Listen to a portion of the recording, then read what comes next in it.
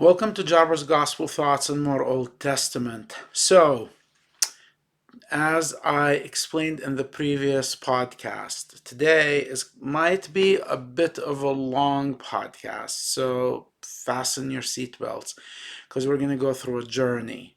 And it's a journey to the past of Israel. And it's in the past for us because I'm sure everyone watching this has left the book of Judges, the Mishpatim, behind. That's the Hebrew word for judges. And thought, well, it will be 4 years before I see this book again. Well, you guessed wrong if you're watching this, because I left it. Initially, did not intend for this design, but as I approached the book of First Kings and even the books of Samuel, I realized that it was probably a good thing I left the book of Judges behind, because it's the perfect book to go back to before moving into the rest of the story of First Kings. Now, there are uncanny similarities between the book of Judges and the books of First and Second Kings, which are basically the book of Kings. They are one book. But the similarities are both books happen after the death of a strong leader. So if you remember, the book of Judges happens after the death of Joshua.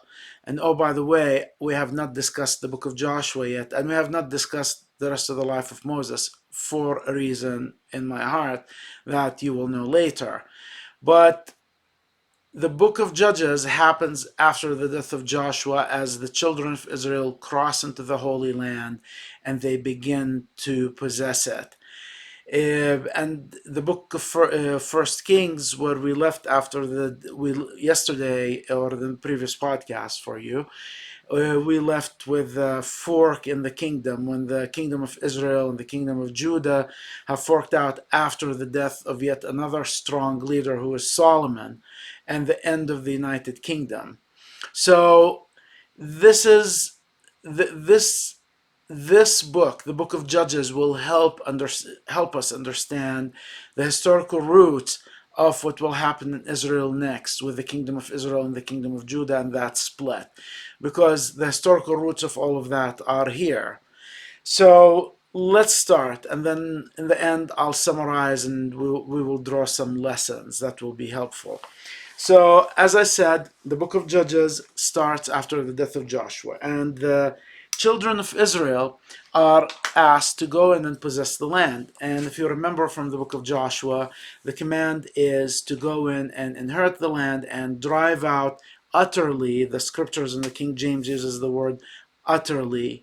Drive out all the inhabitants of the land, the Canaanites, the Amorites, the Jebusites, the Hittites, all those nations, and the Amalekites. All those nations, they are commanded to drive them out. And what we will see is that the children of Israel, if you're familiar with the history of the Old Testament, or the history portrayed in the Old Testament, you know that they did not fully obey. And I'll get back to my analysis of that in a minute. But in chapter 1, they are asking, after the death of Joshua, it came to pass that the children of Israel asked the Lord, saying, who shall go up for us against the Canaanites first to fight against them? So the strong leader is gone. Who's going to go out and fight? And the Lord said, I assume he's talking to them through a prophet or through one of the priests, Judah shall go up. Behold, I have delivered the land into his hand. And Judah said unto Simeon his brother, come up. So when we're talking Judah and Simeon, we're talking to the head of the tribe of Judah, the head of the tribe of Simeon. When we're talking about each of the tribes here, we're talking about the heads of the tribes, and they're referred to by the names of their forefathers. So come up, and so Simeon and Judah go in, and the Lord in verse 4 delivers the Canaanites to them. This character, his name is Adonai Bezek. He delivers him unto the children of Judah and Simeon, and they possess his land. And then they they go and fight against the Canaanites in verse 9, who dwelt in the mountain and in the south in the valley. And they went against the Canaanites who dwelt in Hebron, and they get the Hebron, which was called Kiryat Arba, which means 4 villages. Kiryat means village, Arba means 4. And they went against the inhabitants of Debir, so they go and they possess the land exactly as, and they drive out everyone exactly as commanded. They go down all the way to Gaza on the coast in verse 18, and in verse 19 we read, the Lord was with Judah, and he drave out the inhabitants of the mountain, but could not drive out the inhabitants of the valley, because they had chariots of iron. So they failed with the inhabitants of the mountain. Mountains, chariots of iron, state-of-the-art technology and weaponry at the time, so they couldn't drive them out. And they get to Hebron, as Moses has said, and they expel the sons of Anak, and they do that. So Judah does everything except with the people in the mountains. In verse 21, we talk about it talks about the children of Benjamin, the tribe of Benjamin.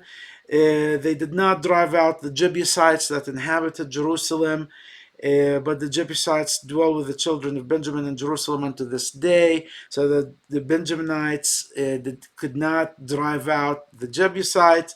The sons of Joseph, they went to Bethel. Now the sons of Joseph go up intending to take the land, but what they do is they send spies, and the spies see a man, and they ask the man, they say, here, we're coming to destroy everything, but if you give us the secret entrances to the city, we will let you live, you and your family. And when we talk family, we're not talking about a small nuclear family. When you gave in those days, and still today actually, this oath of protection to one tribe or one family, that you're giving it to hundreds and hundreds of people, not just 1 or 2 or 10 or 20 people.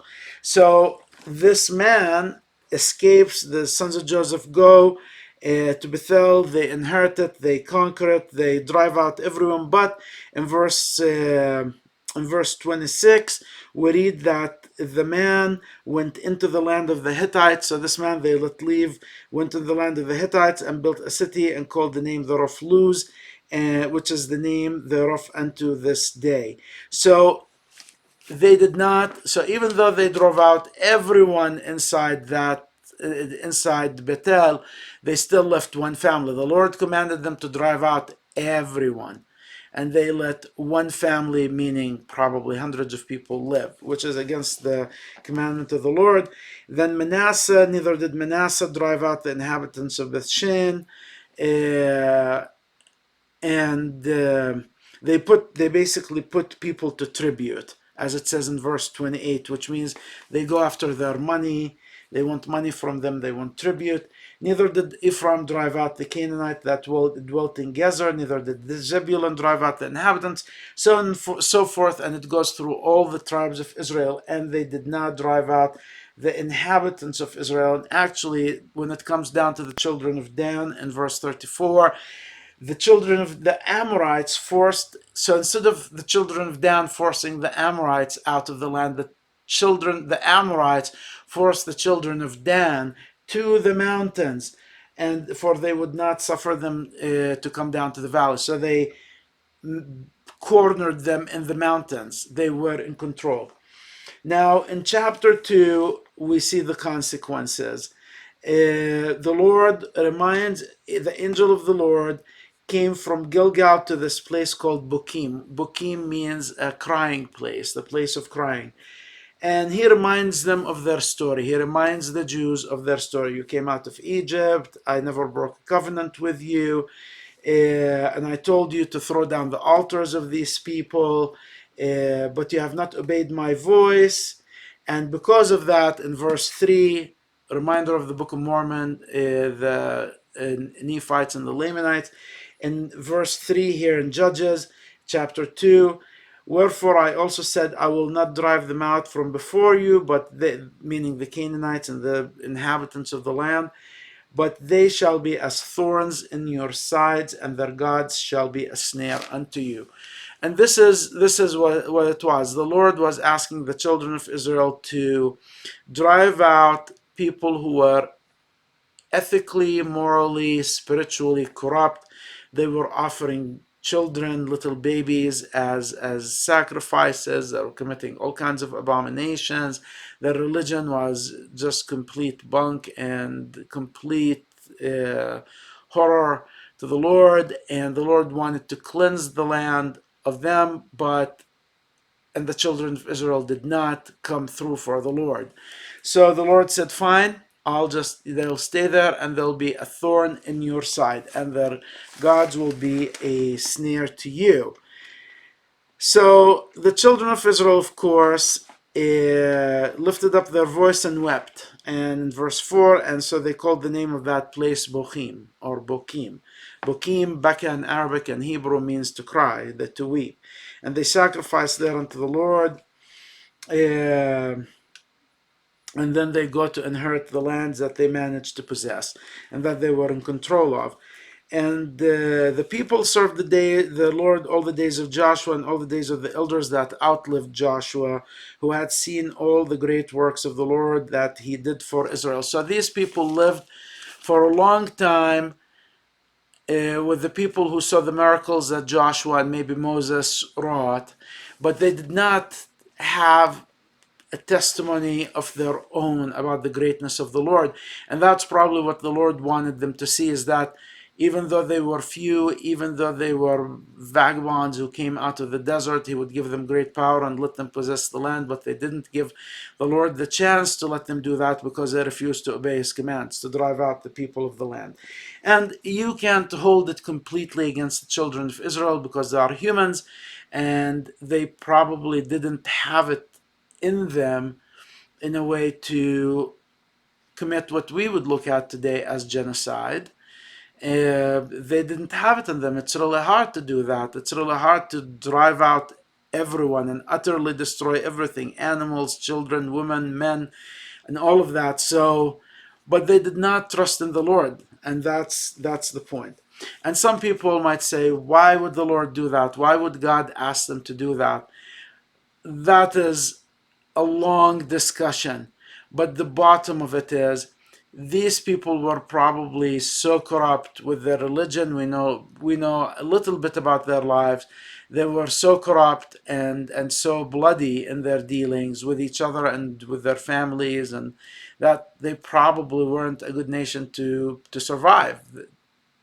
I believe that nations that become morally corrupt have the seeds of its own destruction in it, and sooner or later they'll be destroyed.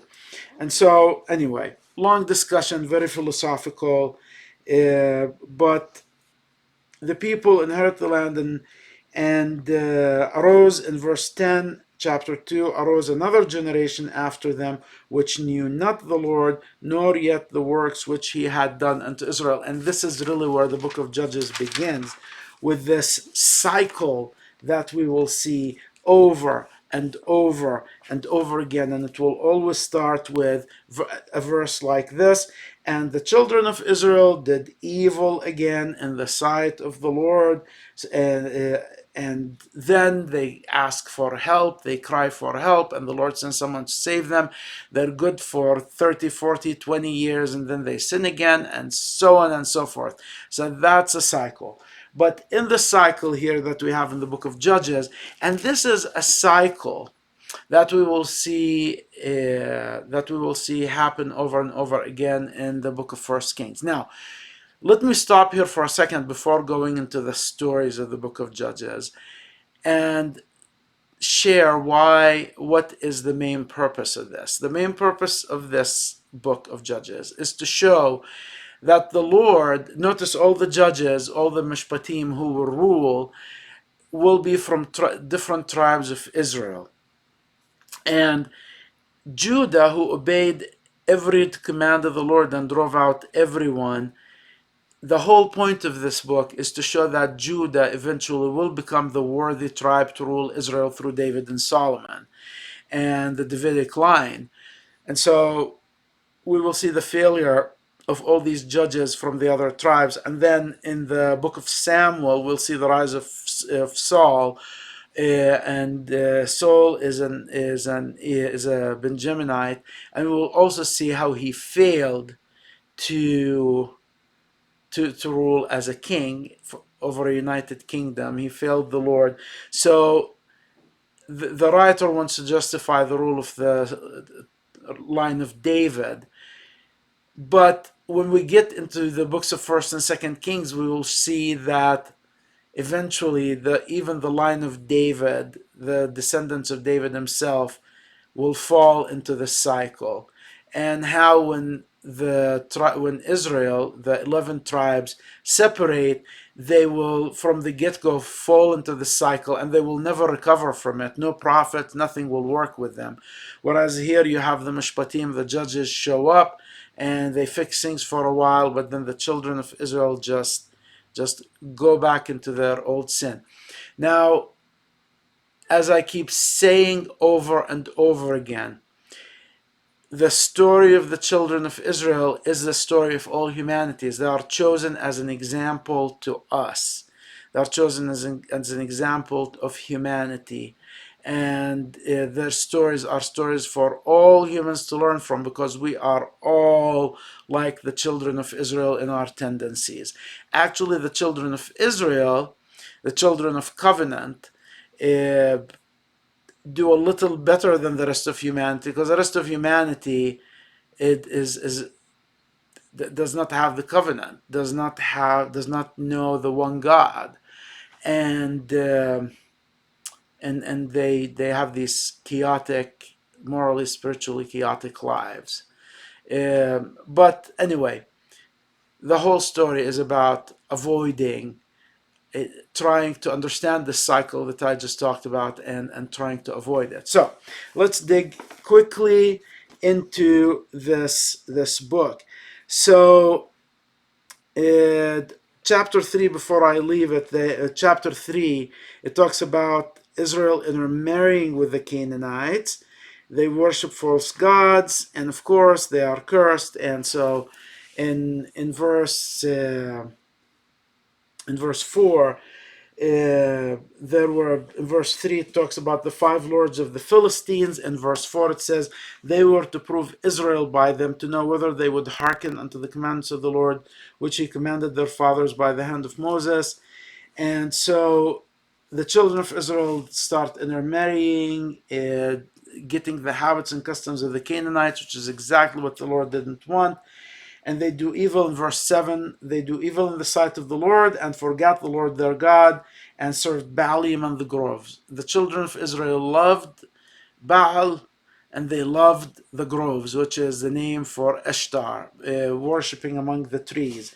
Funny enough, I went to Salem, Massachusetts a few years ago, and I was surprised that the worship of Baal and Ishtar is still alive and well. So anyway, therefore the anger of the Lord was against Israel. That's verse 8. And he sends Cushan, the king of Mesopotamia. That's basically Iraq. And the children of Israel serve him 8 years. So this is 8 years. This is the magic number. This is the number of miracle, or the number of completeness in Hebrew lore. They call it gematria in Hebrew. The number 8 is very special. It signifies miracles. And so when the children of Israel cried out to the Lord raises Othniel. Othniel means God is force, or it means the lion of the Lord.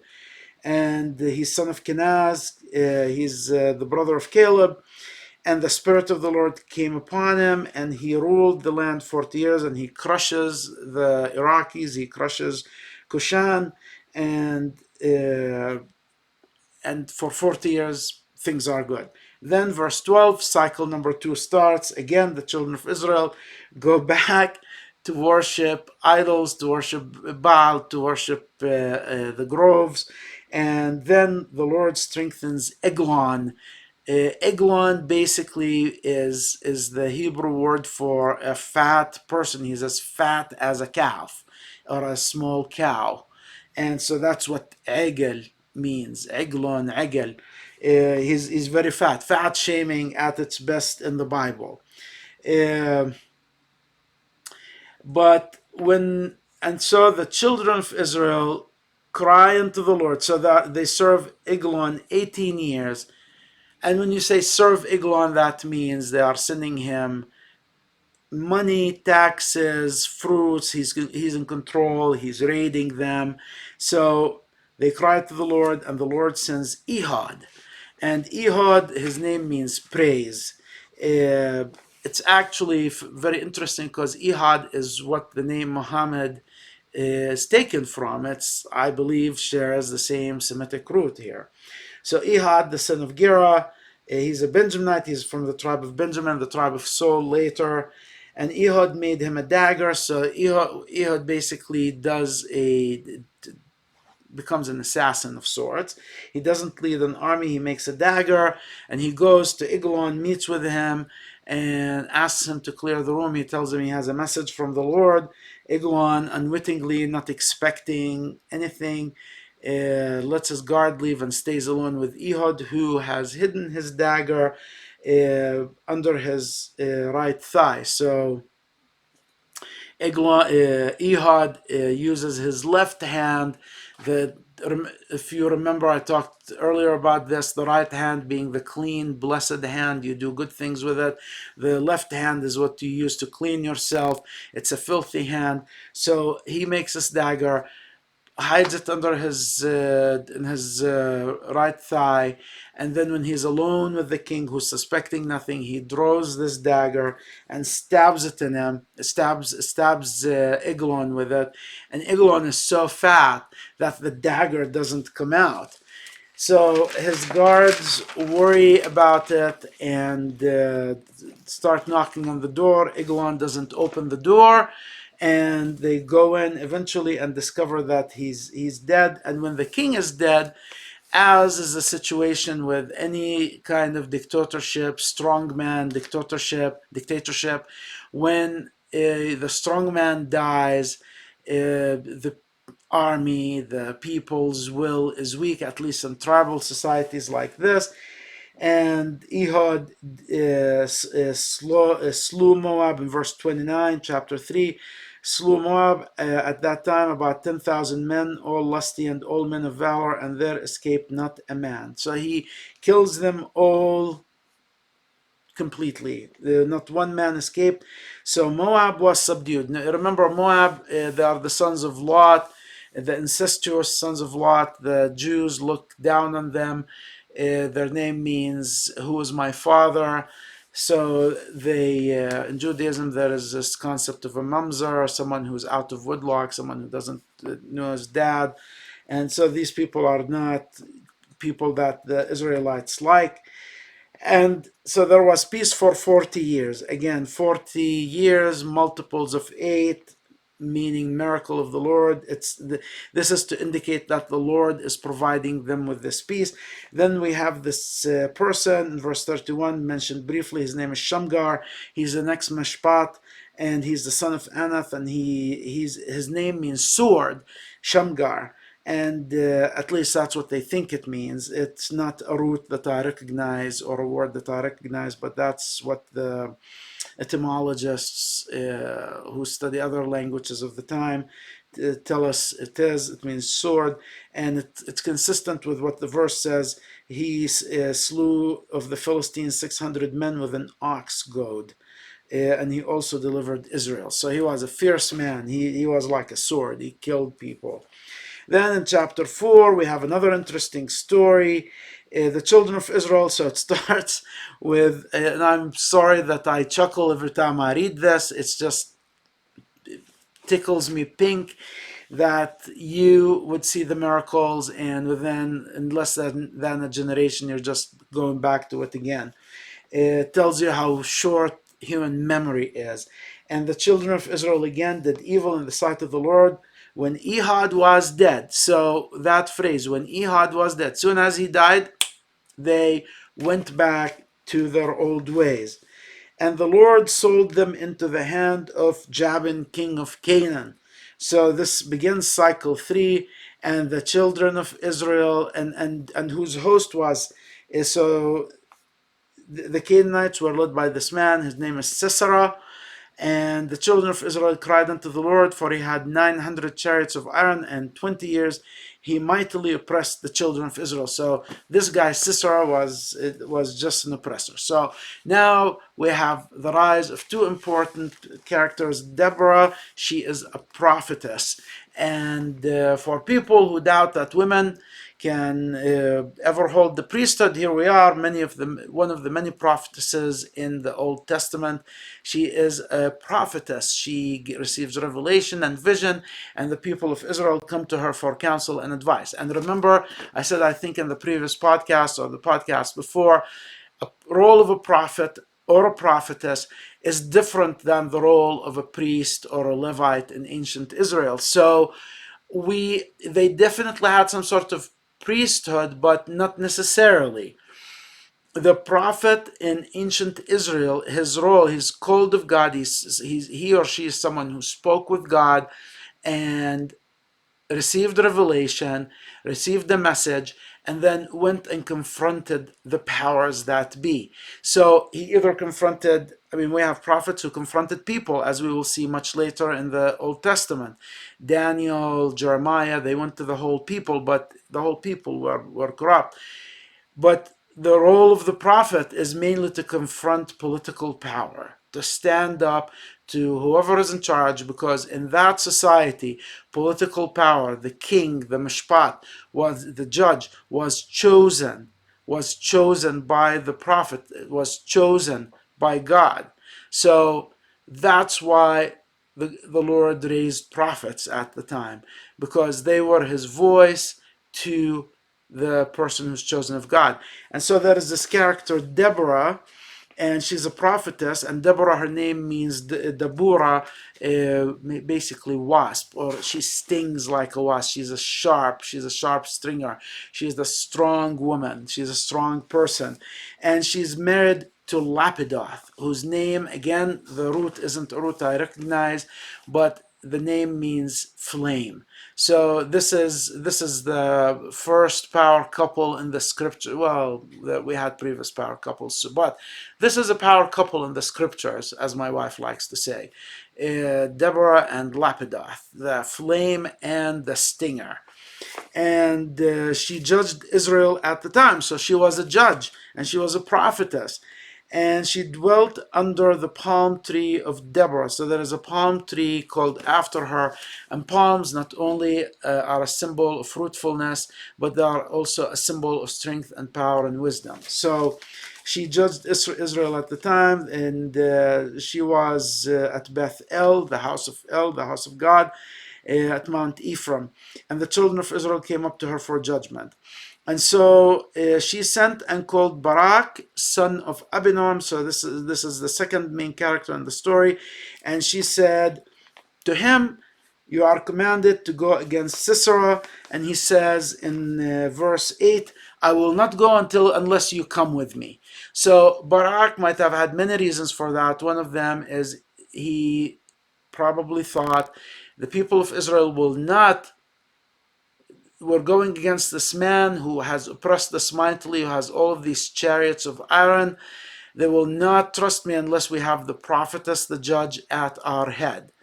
And so he says, I will not go unless you come with me. And she says to him, an interesting phrase, she says, notwithstanding the journey that thou takest shall not be for thine honor. In verse 9, for the Lord shall sell Sisera into the hand of a woman. And Deborah arose and went with Barak to Kadesh. So she goes with him to war, but she says, you're not going to get the honor of getting rid of Sisera. That will go to a woman. And she's shaming him, but he's probably thinking she's talking about herself, that she is going to achieve this victory somehow, but he doesn't know what will happen next, because the story will take a turn. So they go, and there is in verse 11 Heber the Canaanite, so which was the children of Hobab, the father-in-law of Moses. If you remember, Moses, Yethro,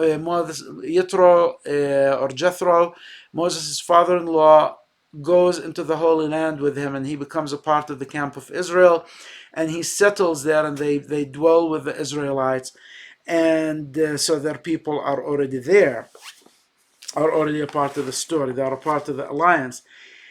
And Deborah, Sisera gathered the chariots, the 900 chariots of iron, and the host of Israel gathers, and with 10,000 men.